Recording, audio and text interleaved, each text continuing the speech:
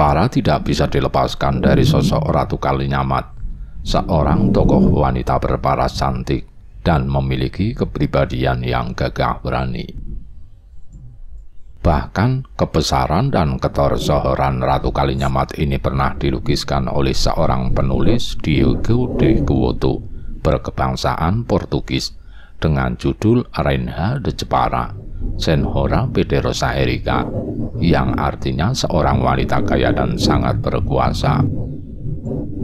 Selain sosoknya yang luar biasa, Ratu Kalinyamat pun telah memberikan pelajaran spiritual dan tradisi penting bagi masyarakat Jepara, yaitu melalui Topo Wudo dan tradisi Baratan pada malam nisfu Sa'ban. Ratu Kalinyamat adalah putri keturunan Sultan Trenggono.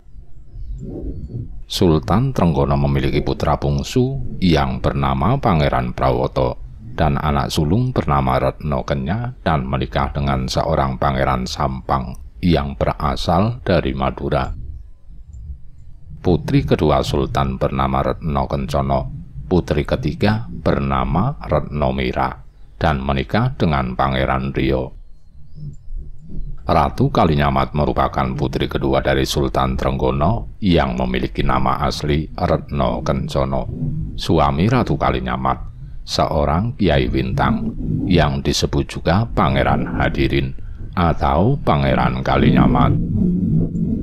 Suami Retno Kalinyamat, yaitu Pangeran Kalinyamat, diceritakan berasal dari Aceh, yaitu seorang putra Sultan Ibrahim dengan gelar Sultan Mohayatsa, dan waktu kecil bernama Pangeran Toyib. Berdasarkan asal-usulnya, nama Ratu Kalinyamat diberikan kepada Retno Kencono karena mengacu pada tempat yang terletak antara Kudus dan Jepara.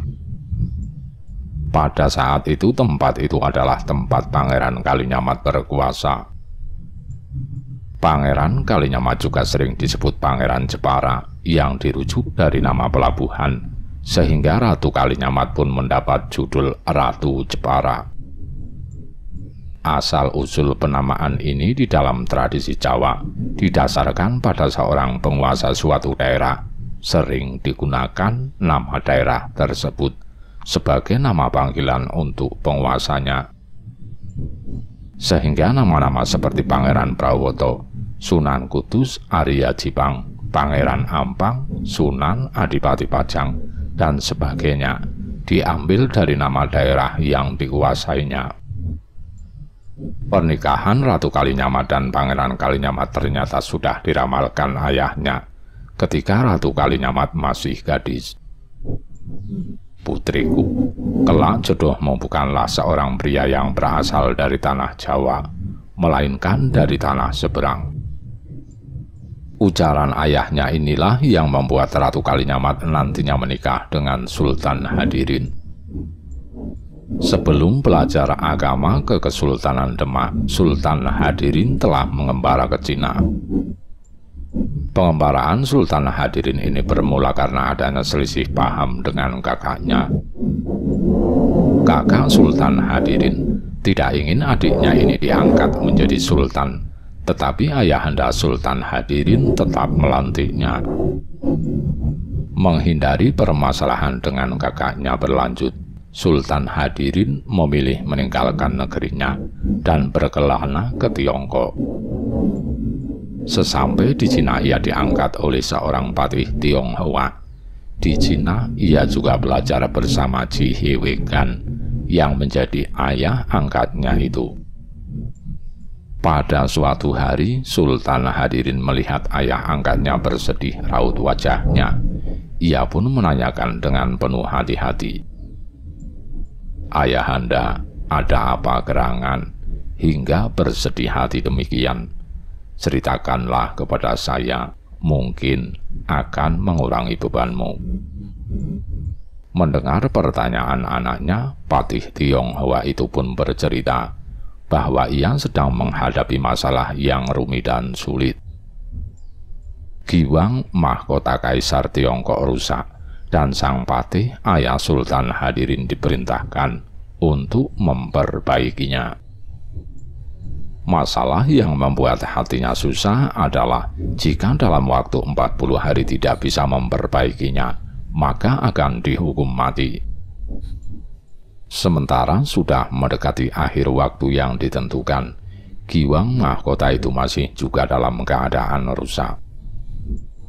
Sudah berapa upaya dilakukan Patih untuk memperbaikinya, tidak ada satu orang tukang emas pun dapat memperbaikinya.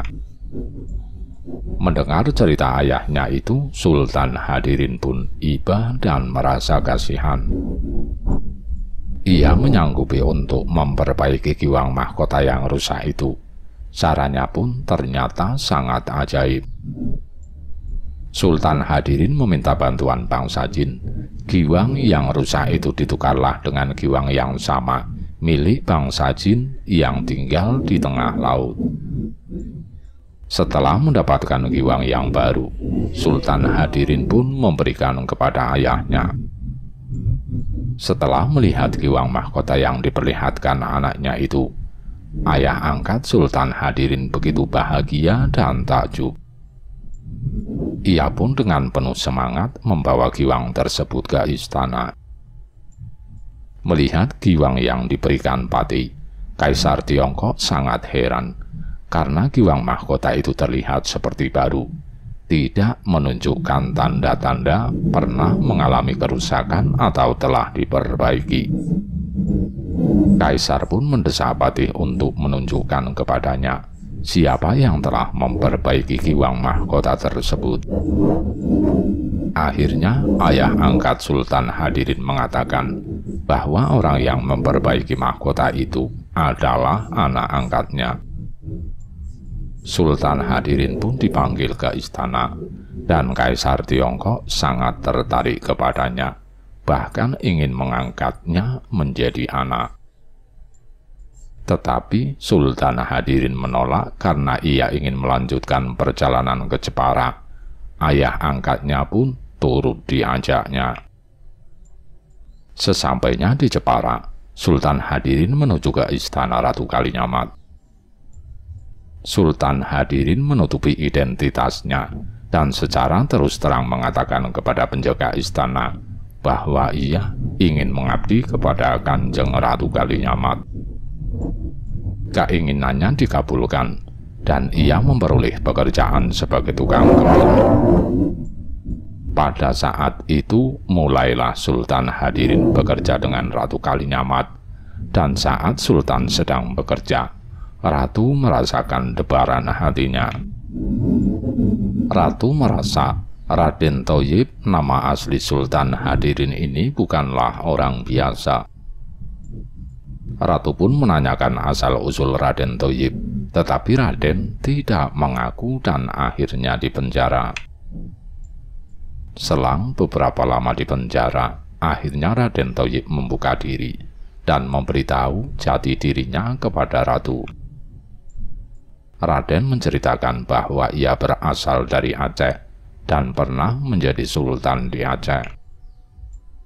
Mendengar penjelasan Raden Thayyib, kembali hati Ratu Kalinyamat berdebar-debar. Ratu pun teringat ramalan ayahnya bahwa jodohnya bukanlah dari pribumi Jawa, melainkan dari negeri seberang. Ketampanan dan keperkasaan Raden Thayyib pun tidak kalah memiliki daya tarik yang memikat hati Ratu Kalinyamat. Mengingat perkataan ayahnya itu, membuat Ratu pun merasa bahwa Raden Thayyib adalah jodoh yang dimaksud ayahnya.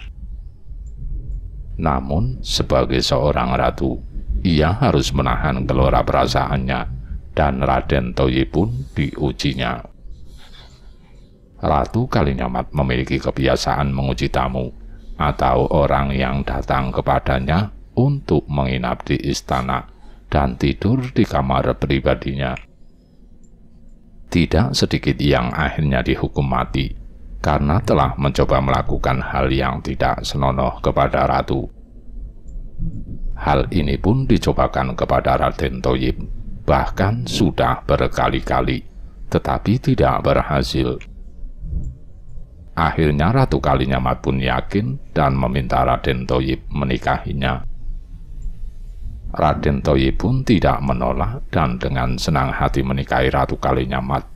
Tahta pemerintahan pun diberikan ratu kepada Sultan Hadirin atau Pangeran Kalinyamat suaminya. Setelah Pangeran Thoyib menikah dengan Ratu Kalinyamat, ayah angkatnya diangkat menjadi adipati dan berganti nama menjadi Pangeran Sungking Badarduwung, yang berarti seorang ahli seni ukir atau ahli pahat. Keahlian ayah angkat Sultan Hadirin ini pun membekas pada hiasan ukiran di dinding Masjid Mantingan. Selain itu, ayah angkat Pangeran Hadirin ini pun mengajarkan seni ukir kepada penduduk Jepara. Bahkan dalam kesibukannya sebagai mangku bumi Kadipaten Jepara, Badarduwung selalu menyempatkan waktunya untuk mengukir pada batu yang khusus didatangkan dari negeri Cina. Tahun 1594, Sunan Prawoto, Raja keempat Demak, tewas dibunuh utusan Arya Penangsang, sepupu Ratu Kalinyamat yang menjadi adipati Jipang. Ratu Kalinyamat mengetahui Arya Penangsang yang membunuh kakaknya dari keris Kiai Beto milik Sunan Kudus yang menancap pada kakaknya. Ratu dan Pangeran Kalinyamat pun berangkat ke Kudus untuk meminta penjelasan kepada Arya Penangsang. Arya Penangsang, adakah gerangan dendammu hingga kau tega membunuh Sunan Prawoto? Bukankah kami sudah begitu baik memperlakukan dirimu? Ratu Kalinyamat menyampaikan perasaannya kepada Arya Penangsang. Akan tetapi Arya Penangsang hanya menyambut dengan sinis. Ratu Kalinyamat menyadari betul Sunan Kudus merupakan pendukung Arya Penangsang. Sunan Kudus pun membalas pertanyaan Ratu Kalinyamat dengan sangat santai. Wahai Ratu Kalinyamat, coba Ratu ingat, semasa muda Sunan Prawoto membunuh Pangeran Surawiyoto yang merupakan ayah Arya Penangsang. Bukankah wajar jika sekarang mendapatkan balasan yang setimpal? Kecewa mendengar jawaban Sunan Kudus, Ratu dan Pangeran Kalinyamat pun pergi meninggalkan kediaman Arya Penangsang. Akan tetapi malang masih menghampiri Ratu Kalinyamat. Pernikahan Ratu Kalinyamat dengan Pangeran Hadirin tidak berlangsung lama. Karena haus akan kekuasaan, Arya Penangsang meminta utusannya membunuh Pangeran Hadirin. Dalam perjalanan pulang, mereka dikeroyok utusan Arya Penangsang. Pangeran Kalinyamat tewas dan Ratu Kalinyamat berhasil meloloskan diri. Pangeran sempat merambat di tanah dalam peristiwa itu di sisa-sisa tenaganya, sehingga saat ini penduduk sekitar memberi nama daerah itu dengan Desa Prambatan. Tewasnya Pangeran Kalinyamat sangat membuat Ratu Kalinyamat tidak terima dan begitu marah. Ratu Kalinyamat membawa jenazah suaminya dan meneruskan perjalanan hingga sebuah sungai, dan darah dari Pangeran Kalinyamat menjadikan air sungai berwarna ungu, dan dikenal pula lah daerah itu dengan sebutan Kaliwungu. Nama daerah-daerah lain pun juga menjadi saksi peristiwa yang dialami Ratu Kalinyamat ini. Semakin lelahnya berjalan, sehingga sempoyongan, atau dalam bahasa lainnya disebut moyang-moyong, juga menjadikan tempat tersebut dikenal dengan nama Mayong. Dalam kondisi lelahnya, Ratu Kalinyamat begitu bertekad mengalahkan Arya Penangsang. Ia pun bersumpah, saya akan bertapa meninggalkan titah kerajaan ini, dan tidak akan berhenti bertapa sebelum Arya Penangsang mati dan berkeset kepala Arya Penangsang. Sumpah ini disebut dengan Topowudo Sinjang Rambut. Ratu Kalinyamat pun meninggalkan rumahnya dan bertapa di Wukir yang berada di Gunung Danaraja, daerah dekat Keling, yang masih kawasan Jepara. Ratu Kalinyamat melakukan pertapaan untuk memohon petunjuk kepada Tuhan agar mendapat keadilan. Sikap ini adalah bentuk kesetiaannya sebagai istri terhadap suami yang dicintainya. Semedi dilakukannya sebagai bentuk mematikan keinginan duniawi dan mengisi hati dengan mendekatkan diri dengan Tuhan. Ratu Kalinyamat memiliki harapan besar kepada adik iparnya, Sultan Hadiwijaya, seorang Bupati Pajang, untuk dapat membalaskan dendamnya, karena juga memiliki kesaktian yang setara dengan Arya Penangsang. Akan tetapi, Sultan Hadiwijaya tidak langsung turun tangan untuk membunuh Arya Penangsang, karena sama-sama anggota keluarga Demak. Untuk membantu Ratu Kalinyamat, dibuatlah sayembara yang berhadiah tanah Mataram dan Pati. Sayembara pun dimenangkan oleh Danang Sutawijaya, Ki Pemanahan, dan Ki Penjawi. Arya Penangsang pun tewas di tangan Danang Sutawijaya, anak angkat Sultan Hadiwijaya sendiri, putra Ki Pemanahan, dan atas siasat Ki Penjawi. Di lain tempat, Sunan Kudus dan Arya Penangsang pun berbincang-bincang. Sunan Kudus memulai pembicaraannya kepada Arya Penangsang. Kakandamu, Adi Prawata dan Kalinyamat telah tiada, tetapi saya masih belum puas kalau belum menjadi raja di Pulau Jawa. Adikmu, Adipati Pajang, adalah penghalang bagimu untuk menduduki tahta kerajaan. Mendengar pendapat Sunan Kudus, Arya Penangsang pun menjawab, bila Sunan setuju, saya akan menggempur negeri Pajang. Akan tetapi Sunan Kudus menolak cara yang ingin ditempuh Arya Penangsang. Sunan Kudus tidak dapat menyetujui peperangan, karena baginya peperangan akan merusak negara dan bahkan dapat mengakibatkan banyaknya kematian yang tidak seharusnya. Maksud dari Sunan Kudus adalah membunuh Adipati Pajang dengan tipu muslihat tanpa peperangan. Mendengar arahan Sunan Kudus, Arya Penangsang pun setuju dan mengutus 4 orang abdinya ke Pajang untuk membunuh Adipati Pajang. Wahai para adipatiku yang setia, datanglah ke Pajang dan bunuhlah Adipati Pajang. Kalian aku bekali Kiai Setan Kober sebagai keris pusaka untuk membunuh dengan tipu muslihat. Adipati memahami perintah yang telah dititahkan Arya Penangsang kepada mereka dan berangkat ke Pajang. Akan tetapi usaha mereka gagal karena Pangeran Hadiwijaya sangat sakti. Bahkan karena kejadian itu, orang-orang Arya Penangsang dapat ditangkap dan keris Kiai Kober dirampas oleh Hadiwijaya.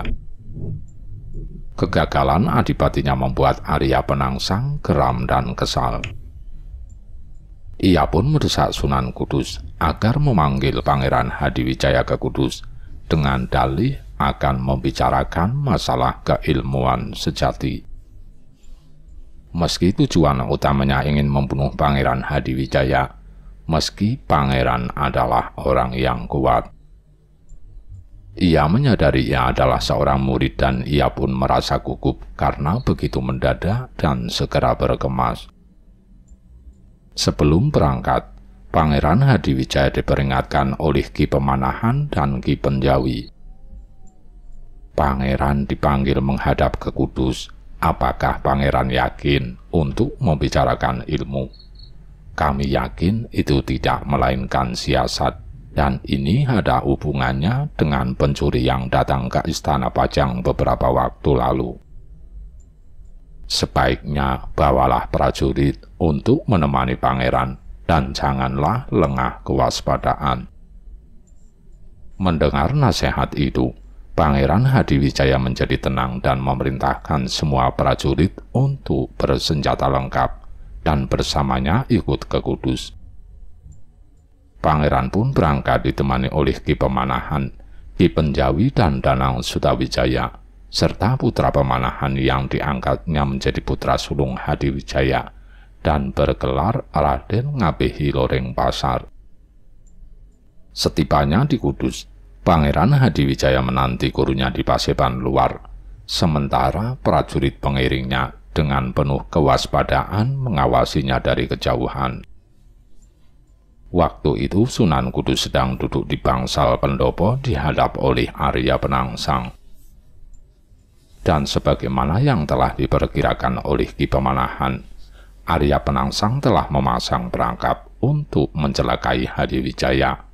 Akhirnya perang pun terjadi, dan Arya Penangsang pun berhasil dikalahkan. Kemenangan ini menjadi harapan baru bagi Ratu Kalinyamat. Dendamnya sudah terbalaskan, dan menepati sumpahnya dan menjalani kembali kehidupannya. Sejak peristiwa itu, setiap tahun sekali, tempat-tempat pertapaan Ratu Kalinyamat dipenuhi oleh para pengunjung yang sengaja hadir menyaksikan proses puncak upacara sedekah bumi Jembul sebagai peringatan meninggalnya Arya Penangsang dan terbalaskannya dendam Ratu Kalinyamat. Internal kerajaan Demak penuh konflik kekuasaan. Ratu Kalinyamat menyadari bahwa ia harus dapat menyelesaikan permasalahan yang terjadi tersebut, sehingga dengan karakternya yang kuat, ia menjadi tokoh sentral dalam penyelesaian konflik keluarga ini. Kemampuannya mengemban peran ini pun memperlihatkan kemampuan Ratu Kalinyamat melebihi tokoh-tokoh lain dalam menyelesaikan disintegrasi dalam kerajaan Demak. Keberhasilan Ratu Kalinyamat pun semakin diketahui oleh kerajaan sekitar. Namanya pun semakin populer di Jepara. Ratu Kalinyamat pun menjadi Bupati Jepara, dan sementara itu di wilayah Demak, Jepara, dan Jipang menjadi bawahan Pajang yang dipimpin oleh Raja Hadiwijaya. Meskipun menguasai banyak wilayah, Hadiwijaya tetap menghargai Ratu Kalinyamat sebagai senior dan tokoh yang dihormatinya. Ratu Kalinyamat tidak memiliki anak dari pernikahannya, sehingga ia memiliki beberapa anak angkat untuk menemani kekosongannya. Ia mengasuh anak dari adiknya, Pangeran Timur, yang masih sangat muda usianya ketika Sultan Trenggono meninggal. Setelah dewasa, Pangeran Timur menjadi adipati di Madiun dan terkenal dengan nama Panembahan Madiun. Ratu Kalinyamat juga mengasuh Pangeran Arya, seorang putra dari Maulana Hasanuddin, Raja Banten yang menikah dengan putri Demak bernama Ratu. Pangeran Arya ini kelak yang akan menggantikan Ratu Kalinyamat memimpin Jepara. Selain dua putra asuhnya itu, Ratu Kalinyamat juga turut membesarkan putra-putra Sultan Prawoto yang merupakan adik kandungnya Ratu Kalinyamat. Ratu Kalinyamat juga memiliki putri angkat anak Sultan Cirebon bernama Dewi Wuryan. Kebaikan Ratu Kalinyamat selain sebagai tumpuan keluarga besar kerajaan Demak, Ratu juga membesarkan anak asuh dan kemenakannya dengan penuh tanggung jawab. Peran yang diembannya dilakukan dengan begitu baik, bahkan sepak terjang Ratu Kalinyamat telah diketahui melampaui zamannya. Ratu Kalinyamat sebagai pemimpin, yaitu Bupati Jepara, memiliki pengaruh yang kuat di bidang politik dan militer. Ratu Kalinyamat pun dipercaya untuk bekerja sama militer oleh Raja Johor dalam mengusir Portugis tahun 1550. Ratu Kalinyamat menyetujui ajakan kerjasama dengan Johor dan mengirimkan 40 armada kapal yang berisi 4–5.000 prajurit. Pada masa kepemimpinannya, Jepara pun menjadi kerajaan bahari yang menjadikan rakyat dapat hidup dengan mengandalkan lautan sebagai sumber utama. Keberhasilan Ratu Kalinyamat membuat dirinya menjadi pemimpin tanah Jepara yang amat disegani. Keberhasilan Ratu Kalinyamat lainnya adalah Jepara memiliki pelabuhan terbesar di tanah Jawa dan memiliki armada laut yang besar dan kuat. Pada masa kepemimpinannya, kurun 30 tahun lamanya, Jepara mencapai masa-masa kejayaan.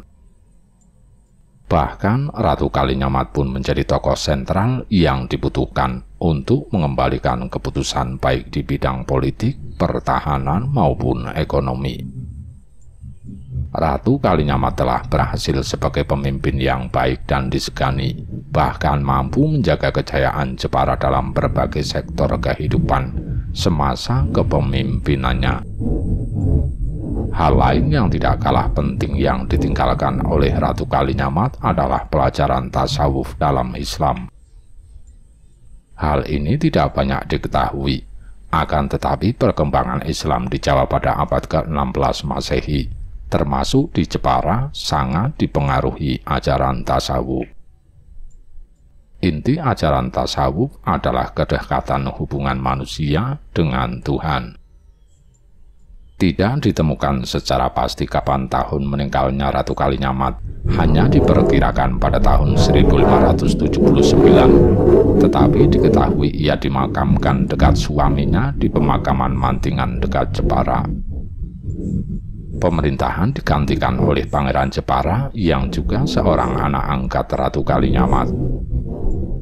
Pada masa pemerintahan ini, Jepara sebagai kota pelabuhan mengalami kemerosotan. Ratu Kalinyamat telah mengajarkan banyak hal kepada masyarakatnya dalam hal pemerintahan, ekonomi, agama, bahkan meninggalkan tradisi.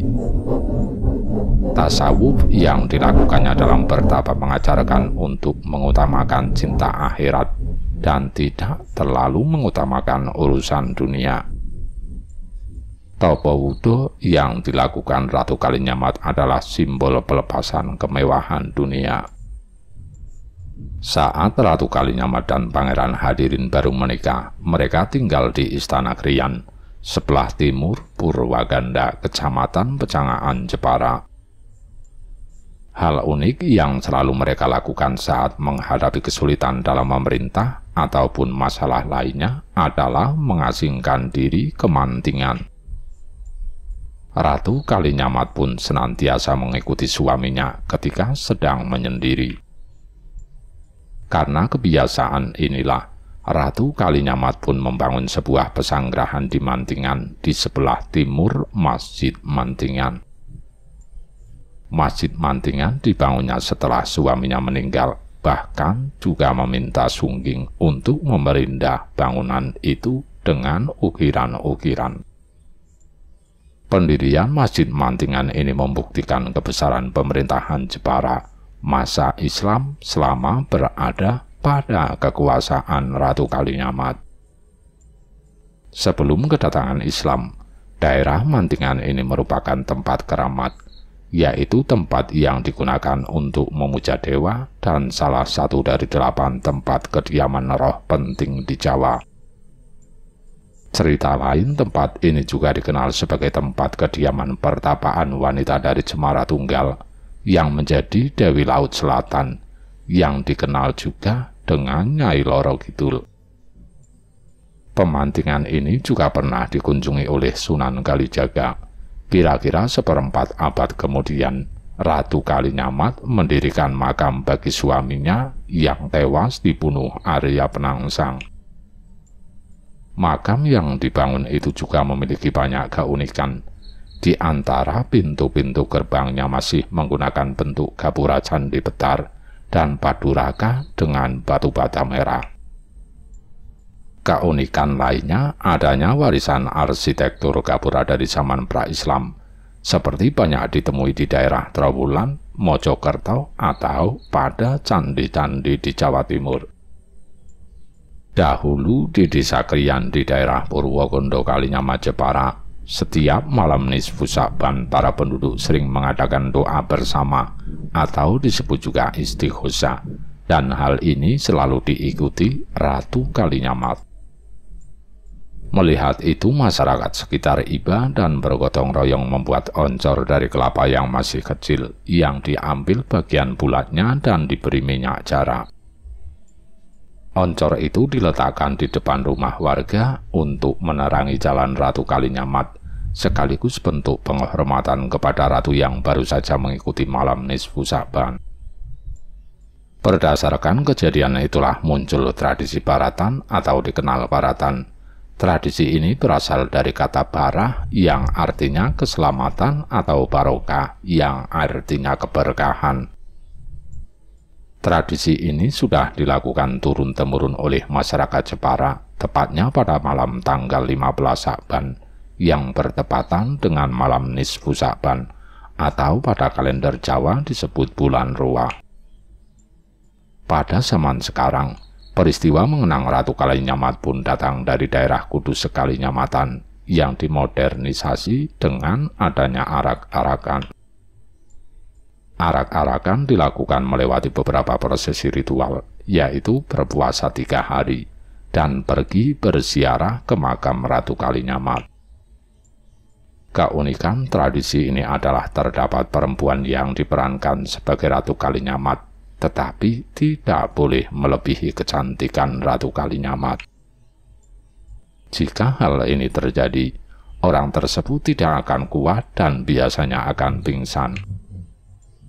Begitulah bentuk hubungan tradisi dengan perkembangan bentuk penghormatan kepada Ratu Kalinyamat di tanah Jepara yang terus berlangsung hingga saat ini.